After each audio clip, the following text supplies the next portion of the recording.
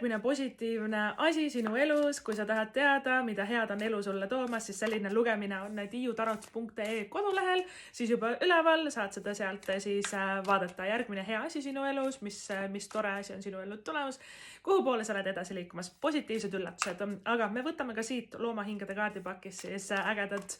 olulised sõnumid, kaardid välja, et vaatame, mis nad siis meile hetkel räägivad, üllatused, head asjad, mis on meie ellu tulemas.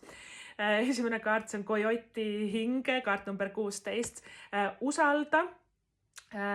taevalik, eks ole, usalda taevalikke nagu detour, nagu sellise alternatiivse raja või kõrvalise raja nagu tekkimine või valimine. Ehk siis, kui sul on plaan A, siis see kaart tihti ütleb, et plaan B võib olla palju-palju parem. Ehk siis universum üritab meile näidata, et me saame nagu võib-olla kuskilt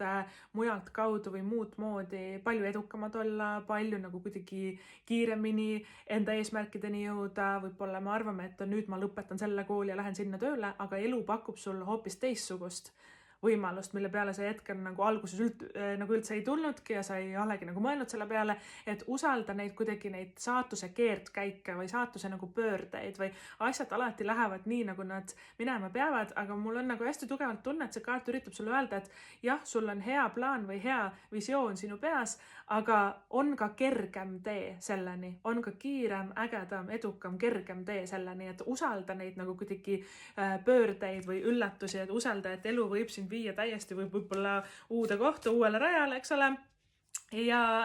siis seal seda kaudu või seda mööda minnes oled palju-palju kiiremini edukam. Järgmine kaart on meil Flamingo, kaart number 26. Ja see on nagu selline üleminekuperioodide siis sõnum on selles kaardis, in between, on ju. Et me oleme nagu kahe